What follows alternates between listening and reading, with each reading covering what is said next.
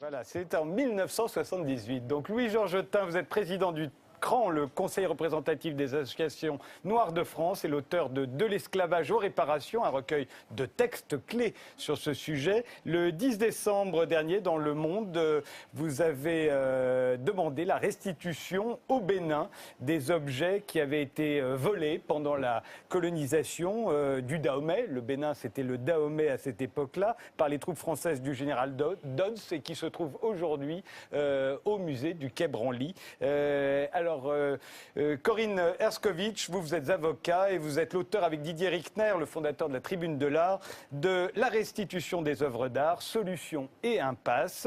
Alors, le Bénin n'a pas fait de demande officielle de restitution, mais pourquoi avez-vous tout à coup insisté pour ces œuvres-là, d'art-là ? Il s'agit véritablement d'une question de justice.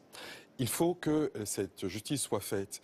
Dans le cas du Bénin, qui n'est qu'un cas parmi beaucoup d'autres, il y a effectivement un pillage colonial, 1894, le général Dodds que vous avez cité, et ces œuvres qui sont des trônes, des sceptres royaux, ont été transférées au musée du Trocadéro, puis au Quai Branly où elles se trouvent aujourd'hui. Et nous disons simplement que le dialogue interculturel ne saurait se fonder sur le pillage interculturel. Corinne Herskovitch, puisque vous aimez que ce soit au cas par cas, dans le cas de ces trésors qui appartenaient au roi du Dahomey, qui figurent aujourd'hui dans les collections nationales françaises avec écrit « don du général Dodds », le général Dodds qui était quand même le commandant de l'expédition qui a mis à mal le roi et le Dahomey, on se dit qu'ils n'ont pas dû les lui donner, donc qu'est-ce que vous dites là ? Je dis qu'effectivement, il faut étudier les choses au cas par cas, et puis je suis juriste, donc pour moi, la réflexion autour d'un sujet comme celui-là, c'est surtout l'avenir du bien culturel lui-même. Aujourd'hui, il est dans un musée, légitimement ou pas légitimement, c'est ce qu'il faut étudier. Il faut revenir sur cette histoire, il faut s'interroger, la France ne l'a pas fait, il est temps de le faire. Pour autant, le bien culturel lui-même doit être protégé. Donc mon souci, c'est de savoir, comment respecter la loi et faire que la légitimité soit reconnue, et deux, comment faire en sorte que cet objet qui finalement a été pillé mais a été protégé puisqu'il a été dans un musée depuis son retour ou son pillage mais son arrivée en France, comment faire pour que si on envisageait une restitution, on soit sûr que ce ne soit pas au détriment de l'objet. J'imagine que la même question se pose pour le zodiaque de Dendera, qui se trouve au Louvre et que nous réclame l'Égypte. L'Égypte qui réclame aussi le buste de Néfertiti, qui se trouve à Berlin, qui réclame également la pierre de Rosette, grâce à laquelle on a pu déchiffrer les hiéroglyphes de Champollion, et qui se trouve, elle, au British Museum. Ni l'Allemagne, ni la France, ni l'Angleterre ne veulent les rendre. Anne-Marie Le Pourriette. Oui, il y a plusieurs questions. La casuistique pure et dure, je n'y crois pas. Il faut déterminer des règles universelles, notamment des règles de délai. Jusqu'où on remonte ? Parce que vous imaginez que le monde entier, l'Europe, l'Asie, l'Afrique, n'ont été faites que d'invasions, de pillages, etc.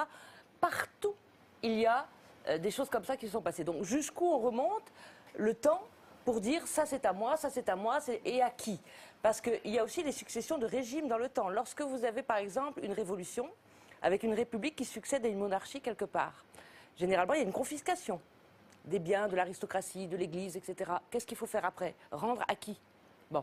Et là, par exemple, le Bénin, vous nous dites, ça a été pris à des rois, mais depuis, il y a autre chose au Bénin.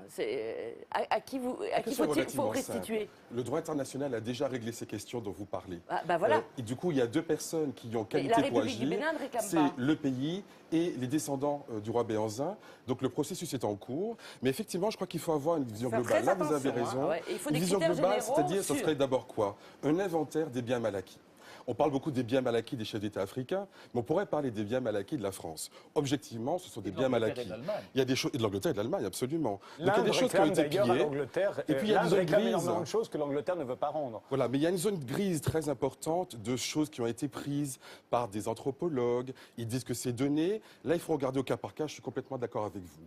Mais lorsque les choses sont claires, lorsqu'il y a un pillage, lorsqu'il y a eu massacre, vraiment, je crois qu'il n'y a pas de difficulté pour comprendre de quoi il s'agit. Là, dans le cas cas du Bénin, il est très clair. Le cas, par exemple, de l'Algérie est également très clair. Alors justement, j'allais Il vous n'y a pas montrer les seulement fameuses des clés. objets. Les clés Il y a les clés de la les ville- clés d'Alger qui ont de la été ville d'Alger. remises Voilà. à l'envahisseur français en 1830 quand il a conquis l'Algérie. On nous a remis ces clés. Il y avait aussi la chevalière du Dey d'Alger. Le sceau du Dey Ça, on l'a d'Alger. rendu, mais ça, on ne veut pas les rendre. Exactement. Là, je crois que c'est évident. Il faut absolument le faire. François Hollande lui-même a essayé de rendre ces clés. Ne l'a pas fait. Il n'y a pas que des objets. Il y a aussi des restes de dépouilles humaines. Il y a le cas fameux de Saach Bartman, la fameuse Vénus noire. Hein, on connaît le Vénus film. Hottentot, on l'a rendu. Cela a été rendu à Nelson Mandela d'ailleurs, mais il y a encore par exemple au Muséum d'art naturel en France des têtes de héros algériens qui ont résisté à la colonisation française. Ces têtes sont dans des cartons. On n'en parle pas beaucoup, c'est quand même pas très glorieux. Et ça, c'est une autre loi. Il y a une loi de 2010 maintenant, c'est sur les restes humains. Voilà. Ça a concerné les têtes maoris qu'on a rendues à la Exactement, je crois que la Nouvelle-Zélande. même logique devrait s'appliquer à ces têtes de combattants algériens qui devraient être restituées à l'État algérien. Voilà. Claude Agege. Évidemment, je profite du fait de parler après les intervenants qui ont dit des choses excellentes dont je tire profit. Il faut évidemment, comme vous l'avez parfaitement souligné, tenir compte des époques, il faut tenir compte des régimes, il faut tenir compte de l'existence ou pas d'une revendication. Les pays qui ont été spoliés peuvent très bien, précisément parce que les régimes ont changé, ne pas avoir la même acuité, la même pugnacité dans la demande de revendication. Et il faut enfin tenir compte des désirs profonds des masses populaires. C'est quand même ça, c'est pas seulement les pouvoirs politiques. Exemple, je cite quelque chose de précis. Ce qu'a fait André Malraux est irreproductible à l'infini. André Malraux a spolié les admirables statues d'Angkor Wat, le sourire du Bayon, toutes ces merveilles de l'Arc-Mer, et il les a restituées plus tard. Autrement dit, Il a été arrêté quand même à l'époque. Il a été arrêté. il a été obligé. Mais Donc il il les est a un petit peu rendus. obligé de les restituer quand même. Bon, C'est une réparation. cela dit, prenons deux cas particuliers qui dépassent le cas de l'Afrique. Vous voulez se rentrer sur l'Afrique seule, le débat? Non, du Bon. tout. J'ai Prenons deux plein cas qui d'exemples. sont- Regardez les manuscrits précieux de la Corée. Bon, prenons deux cas qui on sont en a extra- rendu quelques-uns, mais on les a. C'est l'amiral Rose Deux qui cas les qui sont avait extrêmement volés. célèbres. Un seul des deux a été cité. Bizarrement, personne n'a rien dit de l'autre. Je commence donc par l'autre. C'est l'obélisque de la Concorde. Ah bah oui. Si le gouvernement égyptien, qui ne l'a pas fait jusqu'ici, demandait sa restitution, il faudrait faire une constitution, une consultation par référendum, dans la mesure où il a un élément décoratif capital pour la figure de Paris à travers cette place. Quelle est la position du peuple français vis-à-vis de ça? Et quel est également le degré d'indifférence ou au contraire d'engagement du peuple égyptien? Et là, en l'occurrence, excusez-moi de vous interrompre, mais c'est un cadeau du peuple égyptien, en tout cas de l'Égypte, à Louis-Philippe, qui était le plus grand Oui, collectionneur mais d'art ce égyptien. cadeau Donc peut normalement, être il faut pas récusé. on ne reprend pas un cadeau, quoi. Bon, Ou alors, alors- nous, on va reprendre la Statue de la Liberté, vous C'est imaginez. pas tout à fait, prenons- c'est pas tout à alors, fait la prenons même la- histoire. Prenons la frise des Panathénées, je On terminerai avait là-dessus. offert à Louis-Philippe. Celle Nous du avons- Parthénon, vous voulez Du dire. Parthénon, mais des Voilà. Panathénées. Que les Grecs La frise du demandent. Parthénon et la frise des Panathénées. Absolument. C'est-à-dire les jeunes filles vierges qui portaient en hommage à Athéna toutes sortes d'offrandes et qui sont un chef-d'œuvre de l'art mondial. Que les qui Grecs ornaient le réclament Parthénon. aux Britanniques. Lord Elgin, il faut parler de manière précise, c'est-à-dire un aventurier britannique, plus ou moins protégé par le consul de Grande-Bretagne, au début du IXe siècle, sous l'œil impuissant du consul de France. Champollion a fait un voyage et a vu une partie de cette spoliation, a fait arracher les frises des Panathénées méthodiquement les unes après les autres pour les transporter, y compris des métopes, enfin absolument tout, au British Museum. Dans ces conditions, il s'agit d'un vol. Cela dit, il faudrait savoir ce qu'en pensent les Britanniques qui vont au British Museum, peut-être qu'ils s'en fichent complètement, que ça ne les intéresse pas, qu'ils ne savent même pas cette histoire et qu'ils ignorent ce que c'est que le Parthénon et les frises des... En fait, l'argument le plus fréquent des autorités des pays du Nord, c'est de dire ces objets sont mieux conservés chez nous que chez vous. Je ne dis Je pas crois du qu'il tout faut, ça. c'est pas ce que vous dites, hein. je ne dis Mais pas c'est du tout l'argument ça. du Quai Branly, par C'est une mauvaise exemple. foi complète. Et je crois que c'est de la mauvaise foi. Premièrement, beaucoup d'objets qui ont été pillés en Europe ont été perdus par la suite. C'est le cas du trésor d'Amadou, par exemple, ou volés une fois sur place. Donc voilà. Et c'est un petit peu paradoxal. C'est comme si quelqu'un venait piller vos bijoux et vous disait je ne peux pas vous les rendre parce que votre coffre-fort n'est pas assez sécurisé. Bon, vous voyez, c'est un petit peu dérangeant. Corinne, oui, pardon, Léonie Simaga. Mais moi, je pense, enfin, il y a un argument philosophique peut-être pas, mais de fond qui me perturbe dans ce que vous disiez, madame, parce que d'une certaine manière, quand vous dites, moi, ce qui m'importe, c'est la conservation de l'œuvre. C'est-à-dire, Devenir. oui, c'est-à-dire qu'on mettrait le statut de l'art au-dessus de la politique, ou autrement dit de la morale, ou autrement dit de la justice. Je suis comédienne et l'art a une certaine place dans ma vie. Cependant, je ne suis pas d'accord avec cette hiérarchisation. Je pense que l'art est une émanation des peuples qui la produisent et qu'elle leur appartient. D'abord, et qu'ensuite, si ces œuvres d'art sont telles qu'elles acquièrent une position universelle, il n'en reste pas moins qu'elles ne sont pas la propriété des gens qui les ont acquises en second lieu. D'autre part, je me suis fait mal comprendre. Je finirai juste et je serai très intéressée parce que je suis sûre que vous êtes d'accord avec moi en fait. Mais on va voir. Mais deuxièmement, il y a un argument économique. Quand on ne veut pas rendre la pierre de Rosette, c'est qu'on sait que des milliers, des millions de personnes viennent la voir au British Museum et qu'ils payent pour venir la voir. Quand on parle des pays détenteurs des œuvres, tout à l'heure on parlait de l'Afrique, etc., qui manque de moyens pour entretenir son État, son armée, etc. Voilà une chose que les pays industrialisés et riches de la planète pourraient faire, parce que ça permettrait aux États d'avoir des richesses qui leur appartiennent et qui peuvent financer d'autres choses. Alors, je ne suis pas d'accord du tout avec vous. Il y a aussi la question de la mémoire. Au fond, il faut que les pays en question puissent construire un propre patrimoine culturel, une vraie mémoire.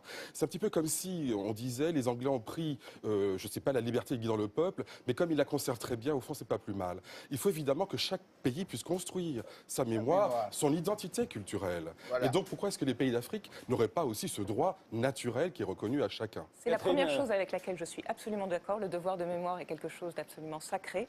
Mais si on regarde l'histoire d'une manière objective, tous ces objets qui ont été réunis d'une manière illégitime, est-ce qu'ils seraient toujours visibles aujourd'hui si on ne les avait pas pillés? C'est une question qu'il faut se poser. C'est une question. Je ne suis pas sûre. Parce que ce que disait Aminata Traoré, par exemple, ministre de la Culture malienne, c'est que non seulement on prive les pays en question de leur patrimoine, je termine, non seulement on prive ces pays de leur patrimoine, mais en plus, les gens qui viennent de ce pays ne peuvent pas venir en France pour des raisons d'immigration, pour voir leur propre richesse. Mais il n'est pas question que les choses soient figées. Il n'est pas du tout question que les choses soient figées.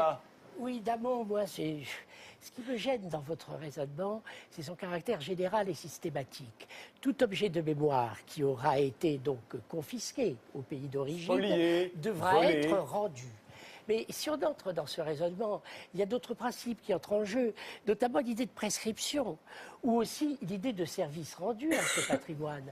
Excusez-moi, mais il ne resterait plus grand-chose au Quai Branly, qui est un hommage admirable rendu à l'universalité des civilisations et des arts premiers. C'est un, mais oui, c'est un hommage, bien entendu. Alors qu'en resterait-il? Autrement dit, vous savez, il y a des conventions internationales. L'UNESCO a réglé ces questions. Ces questions, il y a des traités qui ont été signés par la France et qui sont pas respectés. Au-delà de la règle générale que vous posez, on pourrait dire tout simplement qu'il y a un respect nécessaire, mais qui doit faire l'objet de transactions directes entre les pays et les autorités concernées. Alain Stama, quand on a trouvé, là, il y a quelques jours, il y a un mois, 1500 tableaux cachés chez un Allemand à Munich. 1500 tableaux qui avaient été volés pendant la Seconde Guerre mondiale. 70 ans, on n'a pas dit qu'il y avait prescription. Il n'y a pas de prescription. On est dans un cas de spoliation. Les Allemands l'ont dit. Les Allemands l'ont dit, mais on ne l'a pas cru. On l'a cru. Est-ce que vous avez entendu un pays s'élever contre le fait que les Allemands disent qu'il y a prescription? Mais il y a des gens qui se plaignent, il y a des gens qui protestent. Vous voulez dire que ces 1500 tableaux ne vont jamais être rendus? Pour l'instant, ils ne sont pas rendus. En tout cas, les gens sollicitent des avocats. Vous même être avocate. Donc on sollicite des avocats comme vous, justement, pour s'opposer à cet arbitraire. Je voudrais revenir sur une chose. Pas un pays, mais les familles juives. Je voudrais revenir juste sur une chose qui me semble extrêmement importante. Juste laissez terminer Catherine Herskowicz. Une chose qui me semble extrêmement importante, c'est la remarque que vous avez faite tout à l'heure, parce que vous aviez dit qu'on serait d'accord, et je ne suis pas du tout d'accord avec ce que vous avez dit. Quand je dis qu'il faut mettre le bien culturel au cœur de la réflexion sur ces sujets-là, c'est justement hors prix, hors rapport financier, hors question justement politique, financière ou économique. L'important, c'est que ces objets ont traversé le temps, peut-être grâce à leur pillage. J'en sais rien, mais en tout cas, il est possible. Si vous le savez, c'est pas pour tout. Je ne sais pas pour tout. Et c'est pour ça que je dis. Le mot est un peu choquant. Et c'est pas seulement le pillage, c'est le massacre des peuples en question. Alors, le grâce, il y a du sang. L'opportunité. Attendez, l'opportunité est justement de se questionner, Donc la revendication va servir à se questionner sur l'histoire et va servir à mener une réflexion. Mais la seule chose que je revendique de mon côté, c'est que le bien culturel soit au cœur de cette réflexion. Ça va nous permettre... Je ne sais pas ce que c'est que la justice. Comme vous êtes avocat, vous ne savez pas ce que c'est que la justice. C'est paradoxal. Justement. Je suis obligé de vous interrompre.